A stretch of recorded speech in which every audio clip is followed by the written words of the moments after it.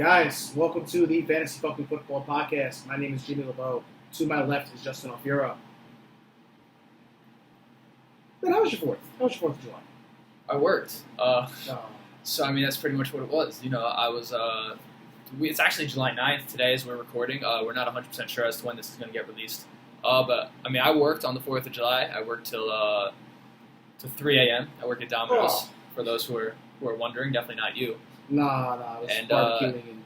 Yeah, it is what it is, Yeah, listen, you gotta make your money, so someone's gotta... No time and a half. I won't release any information as to who the franchisee is, but no time and a half did we have on 4th of July. I did it for the same price as any other day. It should be illegal in America.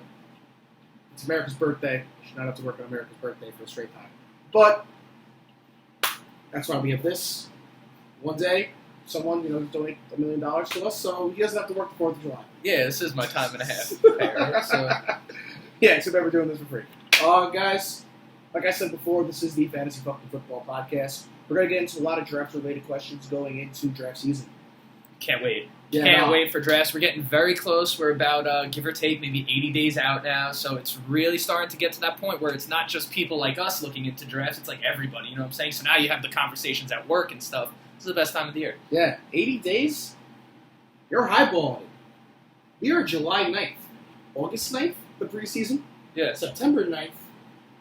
September 9th. I don't know the exact date of the NFL season starts, but September 9th sounds about right. Yeah, no, sounds about right. So less, so 60 days. And we're drafting in, let's say, 55, man. This is crunch time. I've been in 2 drafts already. So I've been in a dynasty draft myself, and I'm still hoping no news pops up that ruins any of my draft picks. But it's dynasty. It's dynasty. Right? Like in dynasty, I still care about year 1. A year's a very long time. Yeah. In dynasty, I own guys like Josh Gordon, Rob Gronkowski. Like, I'm taking flyers on guys that might come back and all. Did you hear about Rob Gronkowski? He's catching passes doing throwing sessions with Brady. I'm going to tell you, I thought you were a little ridiculous for that one because I thought there was so much. His agent said it in April.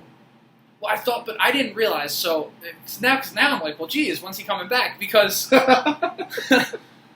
because there's so much money for him to make outside of football that I'm just surprised after the injury after injury after injury that he would even. But Pat McAfee's still kicking footballs as well. So I guess the itch never goes away for some of these guys. Yeah. Nah, guys, let's get right into this draft conversation. Okay. I was gonna say up first we have this, but no, that's fine. Stop. Well, I didn't pause it yet. Oh. So up first. Oh, stop. Okay. Guys, we're rookies at this. So up first we're gonna have who we each think the most overvalued player. Is the most overvalued player going into draft season. Excuse my English. So, really important question you have to ask yourself in drafts and fantasy football is, what do you value? Do you value upside or do you value consistency? Personally, I always value a balance of the two, but I always lean very heavily towards consistency. I do not like inconsistent players unless it's rotisserie scoring. I was about to say, I think it does vary. Yes, everything depends. Everything's extreme. But as you see on the bottom of your screen, this question is overvalued players. And I think the biggest mistake people make is they overvalue upside. And I think the most overvalued player in all of football is Derrick Henry. Derrick Henry, I'm going to be fair. I'm going to give you the pros for his draft selection, which is second, third rounds. You have some of those? Yes, I do. I do. Okay. I'm an unbiased man, sort of. He had his first career 1,000-yard season this year. Very impressive. I do not wish ill will on anybody. All the best, Derrick Henry. He had 1,059 yards and 12 touchdowns last season. He no longer has Matt LaFleur, who's totally going to ruin the Packers because there's not an RB by committee situation in Tennessee anymore. Probably. There won't be because Deion Lewis. But for argument's sake, for Derrick Henry's what's the word? For his prospects. Yes, for his prospects, no RB by committee in Tennessee. Derrick Henry's going to get 20 carries. Marcus Mariota is not a good enough quarterback to win the game by throwing the football pass. Nor is Ryan Tannehill. No. So they're going to need to run the ball to win the AFC South, which is very high-powered, which is another reason I dislike Derrick Henry. He's also a massive human being that played for Alabama. That typically translates well to the NFL. Now here's why I'm going to get into the overvalue. Number one, he's a massive human being. People just look at Derrick Henry and know this guy has to be good at football. So the same thing about Brandon Jacobs. So the same thing about Trey Richardson. does not carry over to fantasy success, guaranteed. In weeks 1 to 12, Derrick Henry had a season high of 58 rushing yards and a season high of 18 carries, with a total of 6 touchdowns. Meaning he was being compared to Trent Richardson and on waiver wire in small 8 and 10 man leagues. In weeks 13 and 14, Derrick Henry just decided to just go off for 458 rushing yards, 6 rushing touchdowns. In those 2 weeks, he accumulated 48.5% of his yards and 50% of his touchdowns. One of those games happened to be on Thursday Night Football against a depleted and morally defeated Jacksonville Jaguars team on 3 days rest on the road. That is horrible. Thursday Night Football all year, just look at the Chiefs and the Rams, that was actually Monday Night Football. I'm mistaking the Vikings and the Rams. The Vikings and the Rams. That game was fantasy-friendly and a half because of the break the defense gets. They don't get one. So the offense goes off because the NFL changed the rules to make it where you can't hit people. And Derrick Henry benefited from it. In week 14, he had all the momentum in the world because he just had this monster 250-something yard game. He had his only other 100-yard multi-touchdown performance against the Giants in a monsoon. In a game in which he received 33 carries, and it was a shutout. I'm sorry, I don't trust this to continue consistently week in and week out. He entered the season with a respectable 16.4 and 9.3 fantasy points. I'm not saying Derrick Henry can't boom. I'm saying his floor is ridiculously low. And I leave the floor to you for who is your most overvalued player. Who is my most overvalued player, you ask? Yes, I do ask who's your most overvalued players. People want to know. I mean, I am a person, so I would like to know. I'm one person, but... The most overvalued player in fantasy football this season, bar none, talking about draft position, is George Kittle. And I'm going to tell you why. Number one, this is not a knock on George Kittle's talent. I love George Kittle's talent. This guy's a big play machine for a tight end. I appreciate it. Only 5 touchdowns on all those big plays. I don't like that, but he could play. I like George Kittle, one of the best tight ends in the NFL. We have that out of the way. Sometimes once things are on the internet, I just want to make sure I cover all bases here so I don't get caught saying something stupid. Yes. But what you did not do is draft tight ends in the second round, and that's why I think he's overvalued. Most leagues have 2 running backs, right? 2 receivers, a flex, maybe even a 3rd receiver slot, and maybe 2 flexes. But you have 1 tight end starting, no matter what, unless you want to put one in the flex. Good luck with that. You have 1 tight end starting on your team almost all the time. So I'll be damned that if at running back or receiver, I'm waiting on one of those positions to the 3rd round. I can't do it. There's too many guys to get at that position that you're most likely going to need to fill up more starting slots. I think when you draft a tight end in the 2nd round, it should be reserved. We're talking about guys with a resume. We're talking about Gronk when he was going. We're talking about Tony Gonzalez, and I didn't draft Tony Gonzalez until he played with the Falcons. So Tony Gonzalez, and then you have Travis Kelce, obviously, and it took a long time. It was only maybe last year. Last year was Travis Kelce, going in the 3rd round? This is the first year. The first year he's going in the 2nd round. Kittle's also back into the 2nd. I see your point. Okay, but let me continue, right? So what we're looking at here is 1 season of George Kittle, 136 targets, brilliant, right? And who was the quarterback? Nick Mullins. What do you say about young quarterbacks and tight ends? Oh, it's bread and butter. Okay, well you have Jimmy Garoppolo, a much more, maybe not a veteran per se in terms of reps, but he has a lot of years under his belt. He worked with the Patriots, who obviously utilized the tight end, but we saw when he was active that he did spread the ball around quite a bit. He liked to hit the slot receivers, he liked to hit everybody. So I expected aggression on that 136 targets. And I basically just can't do it. I mean, 1,377 yards speaks for itself. It's obviously an incredible season, but I'm going to pass on the tight end in that round to get maybe someone like Mike Evans, Antonio Brown. I'm still going to take the chance on Dalvin Cook. Can't pass up those guys for a tight end for myself personally. That's why I think he's overvalued. Give me a few more seasons like Travis Kelce, where you have 4 straight seasons with over 100 targets and just obviously solidified himself as the best tight end in the game. Then we could talk about the 2nd round. But until then, I think you got to wait on him just a little bit longer. Okay, make a very strong point for George Kittle. I think when you made your point where there's one tight end, I think that actually enhances George Kittle's value.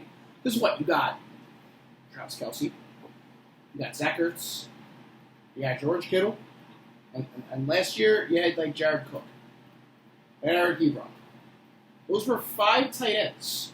That is less than half of your league if you're in a 12-man league. Yeah. That were actually fantasy relevant for 16 games. Why wouldn't you want that advantage? Well, okay, so I think if you nail the whole draft, it could work out for you. But me personally, the way I draft, I like to foolproof my team as much as possible, which means I like to assume he's getting injured, and I like to assume I missed on that pick, so on and so forth. Not literally assume, but I like to play it safe like that. And I think you sacrifice the depth by drafting the tight end, and I just think overall, chances are your team is going to be better if you just wait on the tight end. No, that's definitely a very strong argument. And there are definitely a bunch of tight ends that I like later in the draft. Guys like Chris Herndon, guys like Jack Doyle, who I think is a sleeper. And even T.J. Hawkinson. I think T.J. Hawkinson has a lot of potential in tweaking George Kittle. Rookie tight ends are tough. Rookie tight ends are tough, but very talented T.J. Hawkinson is. Very, very, very talented. Well, he comes from the same college team as George Kittle. They both from Iowa. Iowa's tight end U. Like the Detroit Lions, while they don't have a very high-volume passing offense, kind of stick to the tight ends a little bit here. Mm-hmm. T.J. Hawkinson has the potential to really carve out a nice role for himself if he beats out Jesse James. And I think that kind of enhances your point about George Kittle and the tight end position itself being overvalued in the top 3 rounds. But at the same time, you're not getting 1,377 yards. The other receivers you named, who were they? I named Antonio Brown and Mike Evans. Okay, but that's George Kittle being drafted at the absolute highest of his ADP. You start dipping into the 3rd round, right? Yes. So what I'm saying is at a certain point, draft George Kittle. What I'm saying is that you cannot be putting a 2nd-round pick into this tight end. I don't think you could do it. I don't think it gives you lesser chance to come out of the draft as set as you want to be. And I don't think people realize till the end. They're like, oh, wow, I really could use an extra receiver. I really could use an extra running back. They're trading for one by week 5. And it's like, hell, if you didn't draft George Kittle, you probably would have had that guy. You are right. You are 100% right. I think we could leave that there. And now we move on to the opposite. The most undervalued player in your drafts going into this season. I hand the floor to you. I'm going to start with the most undervalued player in fantasy football. Also happens to be the number 2 quarterback in fantasy football in 2018. The number 2 quarterback in fantasy football 2018, ladies and gentlemen, is a Hall of Famer, guaranteed. He is a former Super Bowl champion and a potential future Super Bowl champion. I think this team has the upside to do it. I think there's a lot of concerns about this guy. With some drama that has left the building that is only going to make this guy a more competent and motivated quarterback. And that is Ben Roethlisberger. Listen, I'm going to give the reasons why he's undervalued. He lost Antonio Brown. There is the inevitable drama and the stigma that comes with being in that situation with Antonio Brown, Le'Veon Bell, and even Mike Tomlin. Mike Tomlin's not guilty. He's not innocent in all this either. No, he's not. He also had his rape accusations X amount of years ago. People don't like the guy, so it's just real easy to slip this guy onto the rug. I mean, I hate to tear down the 4th wall, but everyone knows what Ben Roethlisberger was accused of years ago, and it's totally impacted him in the court of public opinion, and that does impact ADP. Look at Tyreek Hill. It does not help that he's 37. No, it doesn't. He's 37. Shit. I mean, Tom Brady's playing, he's 42, but Ben Roethlisberger is 37, and he is not the same style of play as Tom Brady. He's not a dick and dunk guy. He's going to stand in the pocket. You've all seen the video of a little leaguer getting hit in the shoulder 6 times, bouncing off defenders, pretending to be Ben Roethlisberger. We've all seen that viral video on Instagram, and if not, I'll probably share it on the page or something. But I want to talk about the reasons why I think Ben Roethlisberger is going to be a bad boy in 2019. Like I said, he was number 2 in quarterback scoring last year. That is very impressive. He's being drafted as quarterback what, if you happen to know off the top of your head? He's being drafted as quarterback. I actually do not have that in front of me, but he's being drafted in the same range as You could wait. You could draft him by a defense. Yeah. So it's really all important. How far this guy is slipping in drafts. He still has an elite offensive line, an elite running game, because I think the Steelers will be a top 10 total rushing team in the NFL, and that's just going to help Ben Roethlisberger because play action Juju Smith-Schuster. The Steelers' defense also not good enough to protect Ben Roethlisberger with points. That is shootout city. Mm-hmm. I don't care that the Ravens are in their division. I don't care that the Bengals are in their division. Definitely not that. And I certainly don't care about the absolute fireworks show that is going to be the Cleveland Browns and the Pittsburgh Steelers twice a year, every year for the next however many years. Oh, that's going to be tremendous, is it not? Oh, it's going to be excellent, dude. That game really deserves to be prime time. I have not looked at the schedule like that, but it really should be. And, I mean, just looking at the numbers, this guy had 8 300-plus yard games in 2018, 2 400-plus yard games, 11 games with 2 or more touchdowns, 5 games where he recorded a touchdown, 3 rushing touchdowns, 675 pass attempts, 5,129 yards, and 37 total touchdowns. Proves that even in his old age... That's a career high, mind you, he hits at 37 years of age, 36 years of age. And I think the rule change in the NFL that'll protect an older veteran like Ben Roethlisberger, that has obviously changed the league in the past 5 years, is only going to make this even more practical to continue. 2019 does not have to be the year Ben Roethlisberger has a career year, but 2019 is the year you should draft Ben Roethlisberger in the 12th round because people are disrespectful. Yeah, well, and I think the one nuance is obviously there's no Antonio Brown there. I mean, you have to. The only things that James Washington was definitely a little disappointing last year. He made some big time catches against the Patriots. Well, because he has that type of talent, but there was a lot of talks about him being a little overweight. This, that, the next thing. Not the types of things you like to hear out of a rookie. It's one thing if you have a tough time grasping the offense, but if he makes that leap this year, they do have other guys that I like. Ryan Switzer could play, so on and so forth. So I mean, I'm not. A lot of people are high on Moncrief. Well. Okay, before we get into Dante Moncrief. So you threw in a trigger word. You threw in a trigger word. You gotta get your showtime in here. It's come on. So okay. Who was your most undervalued player in 2019? So I don't like to go with a quarterback in this specifically, okay? So I'm gonna put that out there. Because there's so many undervalued quarterbacks. So what I wanted to take was a skill position and say the most undervalued there. The most undervalued player going into drafts this season is Devin Funchess of the Indianapolis Colts. Okay, then. I'm going to explain why, okay? So last year, obviously, Cam Newton wasn't able to stay healthy. The Colts did sign Devin Funchess to 1 year, up to $13 million. I think he's only guaranteed $5 million. But 13 brings him close. He has incentives that could bring him to Jarvis Landry money. Just putting it out there. It shows they have a little bit of faith in the guy. Different type of receiver. So, let's look at last year, what that receiver was able to do, that second guy that wasn't T.Y. Hilton, who they basically just supplemented with a bunch of guys that they had no real confidence in. You know, Dontrell Inman was like a mid-season pickup. Dontrell Inman's not on the team anymore. Ryan Grant is off the team, and I presume that Marcus Johnson, and as a Colts fan, may I add, so take my opinion more seriously, Marcus Johnson and Zach Pascal will probably be off the team, with Deion Kane returning, Paris Campbell getting drafted, and maybe Chester Rogers is on the bubble. I'm not 100% sure, but I think he'll stick around. So those 4 guys, all gone. What that frees up is 145 targets, 96 receptions, just over 1,000 yards, and 7 touchdowns. Okay? So that's the first point to be made, is that you have all that available. Now, in 2017, Devin Funchess had this is a big season, 111 targets, 63 receptions, and 840 yards with 8 touchdowns. Big number. That's a big touchdown number. And he caught about 57% of the passes that came his way. That was with Cam Newton. Right? And so let's look at Cam Newton's 2017, and let's compare it to what Andrew Luck did last year. 2017 2018? 2017, the same year that Funchess had that season. Okay. So let's take Cam Newton and compare him to what Andrew Luck did last season. Devin Funchess was able to pull those numbers when Cam Newton was averaging just under 10 less attempts per game, 1 less touchdown per game, along with the fact that he had 3,300 yards to Andrew Luck's almost 4,600 yards last year and 22 touchdowns as compared to Luck's 39 last year. Luck had 639 attempts last year. Cam Newton had 492 attempts that season.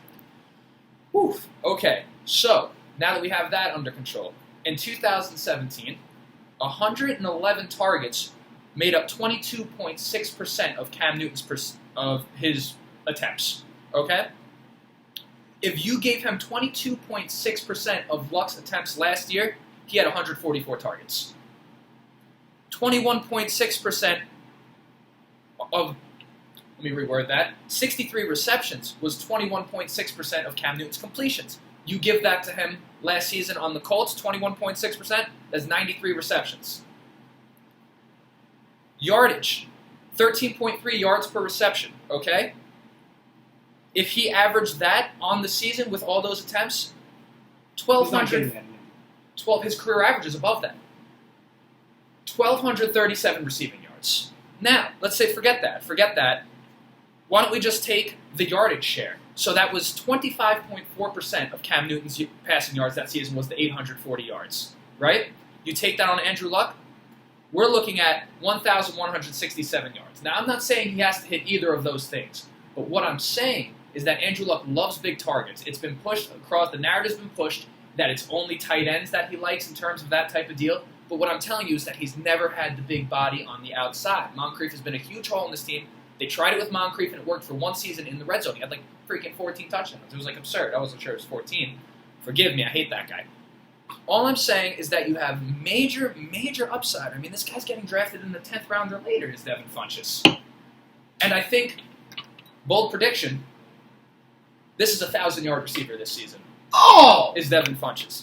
No! Absolutely 1,000-yard receiver. There's nowhere else for it to go. There's nowhere else for it to go. Listen, I just made all types of points in regards to that. But your points, I think, are so easily discredited when you take into account the volume of the Panthers' offense versus the volume of the Colts' offense. There's more volume in the Colts offense. But he's not going to get the same share. He's not going to have the same stock in the Colts offense as he did in the Panthers. The Panthers had literally Greg Olsen.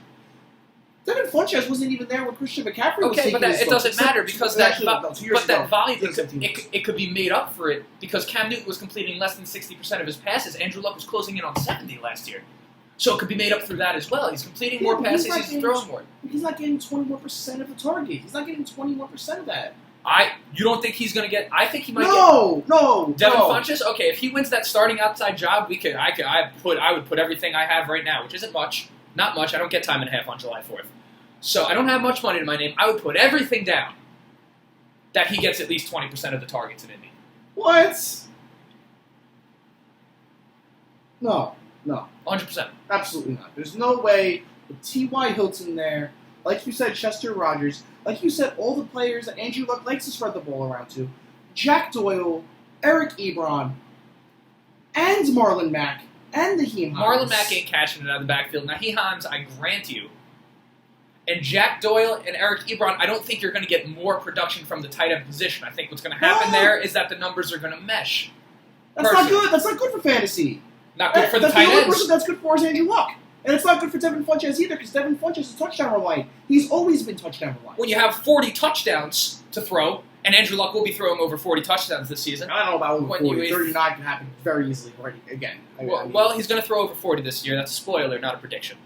And they're there for Funchess. That's the thing. Everyone thinks they're not there because of the tight ends. They're there. And they are, but they're also there for Eric Ebron, Jack Doyle, and Naheem Hines, and T.Y. Hilton. T.Y. Hilton will get his 7 touchdowns. That's fine. We have another 33+. And I'm telling you, Funchess is going to get his share. They didn't sign him on a 1-year prove-it for no reason at all. He's still 25. We have not seen the best of this guy. And I'm telling you, it's about to start this season. The same way Eric Ebron was able to... No one would have believed... I mean, maybe some people, but no one would have thought that Eric Ebron was going to do that. But that's what happens when you're with a great... To feed. The thing is that the tight end production is going to mesh. We're not going to agree on this, so we might as well end it. But I'm telling you, Funchess in the 10th round, forget it. You're going to be able to fucking start this guy almost every week. If not every single week, you should be starting Devin Funchess come week 4 when you realize that's what's going on. I promise. I'm not right about everything. This is one thing. I know I'm right about Funchess this year. Low floor PPR, high ceiling standard. I think the ceiling is high enough in PPR as well. I think he has the share there. Okay. And finally, who is the best mid-round pick in fantasy football? I've been handing you the football. I'm going to keep it after stealing the show like that with Devin Funchess. You know what I'm saying? Don't draft what Devin I'm saying? Funchess. All right, so the best mid-round pick, you can't disagree with this. Best mid-round pick in fantasy football is James White right now. I love James White. James White was definitely my second choice. So ADP 57 would put him in the late 5th round, even in the early 5th round, honestly. It's a beautiful pick. He's being drafted. He's ranked as the number 27 running back on average right now. Last year in PPR, he finished number 7. You know where he finished in standard? Like 9, I think. He was up there. 11. It's impossible in the Patriots' offense for James White not to return value. Do you have questions about their backfield? Do you have questions about his role? Well, let me try to put those to rest right now. Tom Brady, last season, had 5.6 air yards per completion. That puts him in the category with game managers like Case Keenum, Marcus Mariota, Maris Smith, Alex Smith, people of that nature. And on top of that, his 2.61 seconds to get rid of the ball on average, only Derek Carr, Ben Roethlisberger, Drew Brees, and Andy Dalton got rid of the ball faster than Tom Brady last year. Now what you notice in these offense is a trend. So you look at the Raiders' offense. Carr getting rid of the ball that fast resulted in 126 targets for the running backs on that team with 101 receptions and 816 yards. Yes. On the Steelers, you have 104 targets combined for the running backs, 84 receptions for the running backs, and 714 yards combined through that group. The Saints with Drew Brees, 133 targets, 103 receptions, 888 yards, and that's obviously with Kamara there, who actually had less receptions than James White. Yeah. When you think about it, he's obviously not as explosive, and so on. And then you have the Bengals as well, 111 targets, 83 receptions, 555 yards to the running back group. That's because when you're getting rid of the ball fast, a lot of times it's a check down or a short pass. Patriots are notorious for it. I figured I would just throw some stats that way to give credence to those people who like that type of thing, right? On top of that, where he's being drafted, here's some of the people you're looking at. You're looking at Tyler Boyd. You're looking at Chris Godwin. You're looking at Mike Williams, right, at receiver. So I call James White flex. That's kind of how I look at it right now. It's perfect flex. RB2. RB2, yes, but you could have him in your flex. That's basically where he's being drafted as a flex option, unless you draft tight ends in the second round. But also, his ADP is kind of changing with full PPR. I've seen him go as high as the 3rd round. Well, he deserves it. I think he's still fine there. Yes. I think he's still fine there, but if he's going to slip, he's going to slip. There's a stigma around the Patriots running backs. So, those guys I just mentioned, Boyd, Godwin, Williams, not combined. Let's say that Tyler Boyd had 78 touches, right? 59 touches for Chris Godwin and 43 for Mike Williams, the breakout candidate of 2019. Who had all those guys in touchdowns? James White. No, Mike Williams. James White had 12.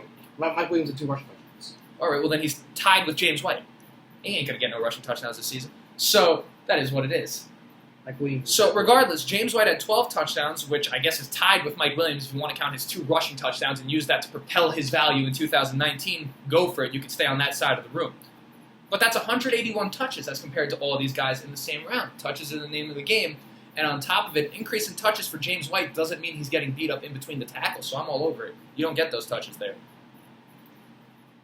No, you are right. James White is an amazing, amazing option. Mid-rounds. I don't like that you disrespected my boy Mike Williams. Mike Williams, he was the other. My top 4, I'll give a few names here. I'm going to start by saying Jarvis Landry is my best mid-round selection. Fair. In the drafts. Fair. I think Jarvis Landry, coming off what would be a modest 976-yard, 81 reception season. Wide receiver 31 in PPR. I mean that's modest with a rookie quarterback. Considering it's a rookie quarterback, I actually think that's pretty good. From the game versus the Falcons on, Jarvis Landry saw 11 yards per reception. That's a lot more than he ever saw with Miami. Miami, he was taking dunk. He was a slot receiver like James White. Just check down city. But now Jarvis Landry obviously is Odell Beckham taking top off the fields, and Baker Mayfield that could throw the ball farther than Ryan Tannehill. Are you sure? Yes. Yes, I think it's very fair to say that Jarvis Landry is going to benefit from having Baker Mayfield in his second year. Kind of small. I'm not sure Baker Mayfield has NFL-level arm strength, says the scouts. Get out of here, Kyle Coward. And Baker Mayfield is just going to enhance Jarvis Landry as Baker Mayfield progresses as an NFL quarterback. I don't care that Odell Beckham's going to be there. Odell Beckham Jr. in the past 2 seasons has missed 15 games. And I'm a huge fan of Odell Beckham. Hell, shit. I named my fantasy football teams OB Jimmy. Yeah. Like, I love Odell Beckham. I think Odell Beckham and Jarvis Landry are going to tear it up next season. Like I said, those fireworks versus the Steelers, it's going to be because Jarvis Landry is going to have, like, 15 receptions and, like, a lot of yards to go with that. Jarvis Landry, I don't think he's going to be relegated to being this PPR threat.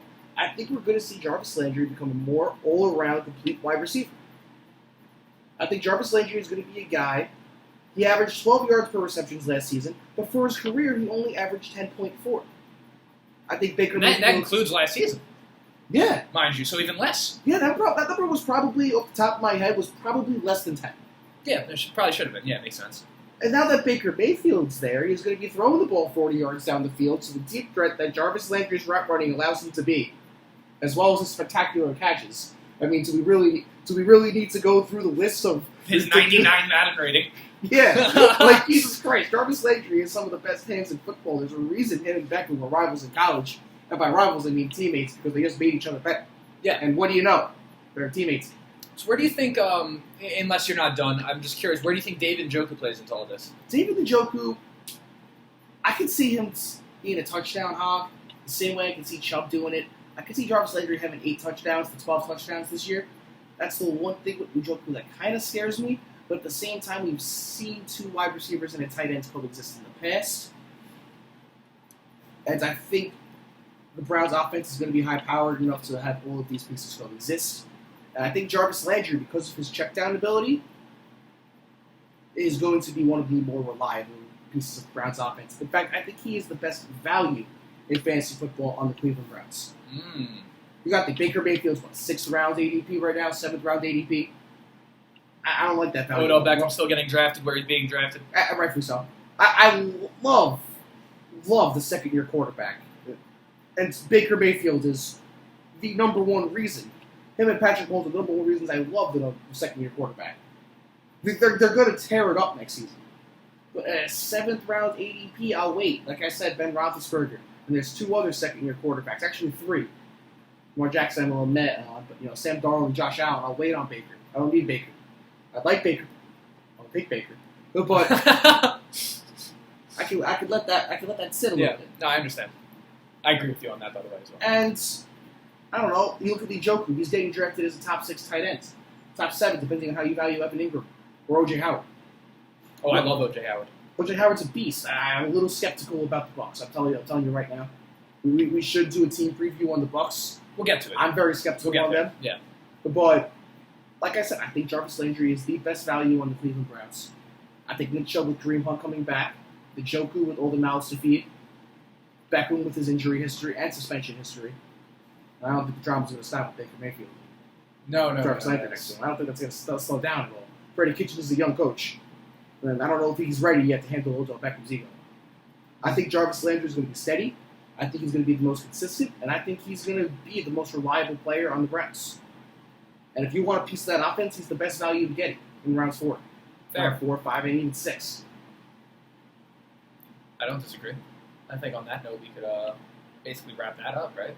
Yeah, so when you were going through your rounds 4 to 7, yeah, who were some other guys that you liked? Some other guys I liked in the mid-round, well, I still like, so some of the guys I mentioned, Mike Williams, I still like a Tyler Boyd there. You know what I'm saying? I still, honestly, off the top of my head, I can't even think of a lot of the guys in the mid-round. Calvin Ridley, how do you feel about Calvin Ridley? Oh, I love Calvin Ridley. I love Calvin because Ridley. He was my number 2. Him and James White were my number 2, like, they were tied. Yeah. And then Mike Williams was 4. Yeah, well, I'm stumped. I can't think of a mid-round selection right now. You know what I'm saying? Nah, dude. I mean, there's so many in that round. Because these are the rounds that really make or break your fantasy team. Absolutely. You will not lose. Let me rephrase this. This is a very important saying. I don't want to say it all. Right. You will not win your league in rounds 1 to 3, but you can lose it. You will win your league in rounds 4 to 16, but obviously you can also lose it. This is where you win your draft, and it's very important that you hit those middle to late round picks, because that's where you build the depth of your team. Your first 3 picks should be bona fide studs that you don't touch. Rounds 4 on, I mean, shit, those guys are available for trade and waiver wire immediately after the draft. Some of them. Yeah, plenty of them. If you're like this guy right here, almost always are they available right after the draft. So Yeah. everyone loves trades. Everyone's very excited, because the draft happens. There's still like 4 more days usually till like the regular season starts. So We've got everyone, multiple weeks. if not multiple weeks, I'm not. Well, I don't like doing that. So I like drafting. Where do you like drafting? Like where's your ideal happy point in like the Honestly, preseason? I like drafting anywhere after the third week of the preseason between week 3 on, or Homie Contrarian, I like drafting before training camp. Because at that point, everybody in your league will assume the same risk. And there is nothing more fun than just watching it all fall apart, right? Because it sucks when it happens. Fun is one word to describe it. Nah, but like that's when shit hits the fan. Yeah. That's when guys are trading. That's when guys are getting. That's when guys are making moves. That's when it becomes kind of a chess game, and I love that shit. You like chess? I do like chess. Yeah? Yeah. I used to play chess a lot with my dad when I was a kid. I bet I can beat you in chess. I played chess. Alright. We'll work on it. Well, I don't think that's going to happen after this, but No. is there anything else you'd like to wrap up with this? No. I would like to shake your hand for having some fun on the first official podcast that we're releasing for this season. I'm really, really excited about this, man. Yeah, this is a lot better than the one we recorded 2 weeks ago. yeah. We had to re-record when we weren't exactly feeling the shit that we were putting out before, so we decided to come back with this, and I think we're both pretty happy about how it went. So yeah, we were looking for the weekend. And we were talking about the. Yeah, but I mean, like, you were talking about a couple things that maybe shouldn't be. All right, we're done. All right? We're gonna leave it at that. We're done. All right, guys. Once again, I'm Justin Alfaro. Next to me is Jimmy LeBeau. We are Fantasy Fucking Football. Check us out on Instagram. We're gonna put it on the bottom of the screen, which is somewhere right there. I'm just kind of guessing. Yeah, and that's pretty much it, right? Yeah, I mean, I got nothing else. Hey, if you guys watch this, if there's anything you want to discuss on the next episode, I want to give a shout out to a couple of the guys that I played with last season. Yeah. In fact, this is actually pretty important. I'm going to end this on this note, because it's very important that when you join your league, you do so smartly. I was in a league last year that was made through a Facebook group, and one of the guys did not get his league winnings. The commissioner just took it and ran. It's very important to do that stuff through league safe. It is very important. That's what I always use. Not a paid plug, by the way, at all. No. I mean, they don't sponsor us. This is our first episode. We don't. Yeah. Like, honest to God, like, this is what I use. It's the best format because the commissioner has to put the money in the website. Everything gets paid through that website. Then the commissioner has to put in the standings. And then it literally tracks how the season ends and pays it out automatically. So it's very important, guys. Just be careful when you're joining leagues through social media or people. Because once you send money through Venmo or PayPal, after 30 days, you can't get that money back. Yeah. And you go through a whole fantasy football season, you might as well just hand that guy $1,000 if they're swelling. Just be smart about it and do the right thing. I feel really bad about my friend Bobby and my friend Carl that joined these leagues that didn't get their dues. First and second place in the league. Yeah. And it was a really competitive league. It was really fun. And it sucks to see because one greedy asshole decides to ruin it for everybody. Absolutely.